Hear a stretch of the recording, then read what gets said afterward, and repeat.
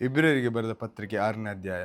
ಆದದರಿಂದ ನಿರ್ಜೀವ ಕ್ರಮಗಳ ಮೇಲಣ ನಂಬಿಕೆಯನ್ನು ಬಿಟ್ಟು ದೇವರಲ್ಲಿಯೇ ನಂಬಿಕೆ ಇಡಬೇಕಾದದ್ದು. ಸ್ನಾನ, ಹಸ್ತಾರ್ಪಣಗಳ ವಿಷಯವಾದ ಉಪದೇಶ, ಸತ್ತವರಿಗೆ ಪುನರುತ್ಥಾನವು, ನಿತ್ಯವಾದ ನ್ಯಾಯ ತೀರ್ಪು ಉಂಟೆಂಬುದು, ಇವುಗಳನ್ನು ಪದೇ ಪದೇ ಅಸ್ಥಿವಾರವಾಗಿ ಹಾಕದೆ, ಕ್ರಿಸ್ತನ ವಿಷಯವಾದ ಪ್ರಥಮ ಬೋಧನೆಯನ್ನು ಕುರಿತು ಇನ್ನೂ ಮಾತಾಡದೆ ಪೂರ್ಣವಾದ ತಿಳುವಳಿಕೆಗೆ ಸಾಗುತ್ತಾ ಹೋಗೋಣ.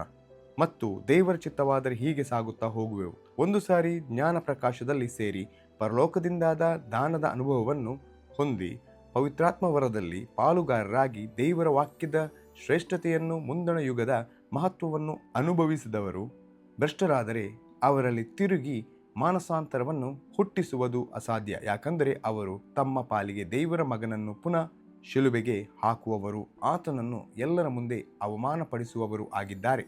ಭೂಮಿಯು ತನ್ನ ಮೇಲೆ ಅನೇಕಾವರ್ತಿ ಸುರಿಯುವ ಮಳೆಯನ್ನು ಹೀರಿಕೊಂಡು ಅದು ಯಾರ ನಿಮಿತ್ತವಾಗಿ ವ್ಯವಸಾಯ ಮಾಡಲ್ಪಡುತ್ತದೋ ಅವರಿಗೆ ಅನುಕೂಲವಾದ ಬೆಳೆಯನ್ನು ಕೊಟ್ಟರೆ ದೇವರ ಆಶೀರ್ವಾದವನ್ನು ಹೊಂದುತ್ತದೆ. ಆದರೆ ಅದು ಮುಳ್ಳುಗಿಡಗಳನ್ನು, ಕಳೆಗಳನ್ನು ಬೆಳೆಸಿದರೆ ಅಯೋಗ್ಯವೆನಿಸಿಕೊಂಡು ಶಾಪಕ್ಕೆ ಗುರಿಯಾಗುತ್ತದೆ. ಅದರ ಅಂತ್ಯವು ಸುಡಲ್ಪಡುವುದೇ. ಆದರೆ ಪ್ರಿಯರೇ, ಈ ರೀತಿಯಾಗಿ ನಾವು ಮಾತಾಡಿದರೂ ನೀವು ಇದಕ್ಕಿಂತ ಉತ್ತಮವಾಗಿಯೂ ರಕ್ಷಣಕರವಾಗಿಯೂ ಇರುವ ಸ್ಥಿತಿಯಲ್ಲಿದ್ದೀರೆಂದು ದೃಢವಾಗಿ ನಂಬಿದ್ದೇನೆ.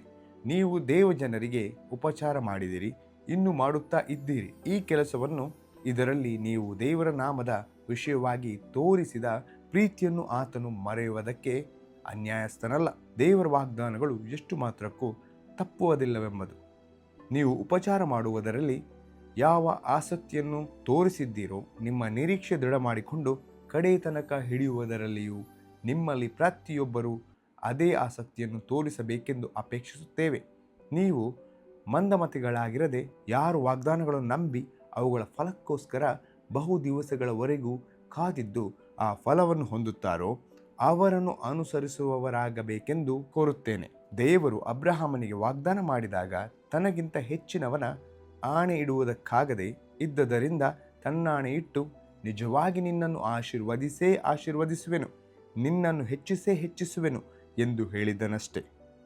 ಆ ವಾಗ್ದಾನದ ಫಲಕ್ಕೋಸ್ಕರ ಅಬ್ರಹಾಮನು ಬಹು ದಿವಸ ಕಾದುಕೊಂಡಿದ್ದು ಆ ಫಲವನ್ನು ದೇವರು ಹೇಳಿದ ಹಾಗೆಯೇ ಹೊಂದಿದನು. ಮನುಷ್ಯರು ತಮಗಿಂತ ಹೆಚ್ಚಿನವನ ಆಣೆ ಇಡುತ್ತಾರಷ್ಟೇ. ಮಾತಿಗೆ ಆಣೆಯಿಟ್ಟು ಸ್ಥಿರಪಡಿಸಿದ ಮೇಲೆ ಅವರೊಳಗೆ ವಿವಾದವೇನು ಇರುವುದಿಲ್ಲ.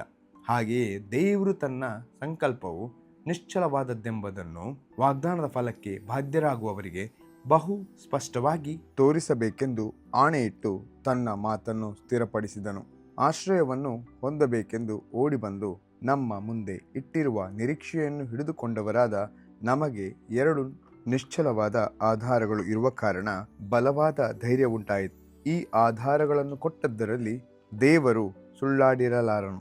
ಆ ನಿರೀಕ್ಷೆಯು ನಮ್ಮ ಪ್ರಾಣಕ್ಕೆ ಲಂಗರದ ಹಾಗಿದ್ದು ಭರವಸಕ್ಕೆ ಯೋಗ್ಯವಾದದ್ದು, ಸ್ಥಿರವಾದದ್ದು ಆಗಿದೆ. ಅದು ತೆರೆಯೊಳಗಣ ದೈವ ಸಾನ್ನಿಧ್ಯವನ್ನು ಪ್ರವೇಶಿಸುವಂಥದ್ದು. ಯೇಸು ಸದಾಕಾಲವು ಮೆಲ್ಕಿಜೆದೇಕನ ತರಹದ ಮಹಾಯಾಜಕನಾಗಿದ್ದು ನಮಗೋಸ್ಕರ ಮುಂದಾಗಿ ಹೋಗಿ ಆ ಸಾನ್ನಿಧ್ಯವನ್ನು ಪ್ರವೇಶಿಸಿದ್ದಾನೆ ಎಂಬುದೇ.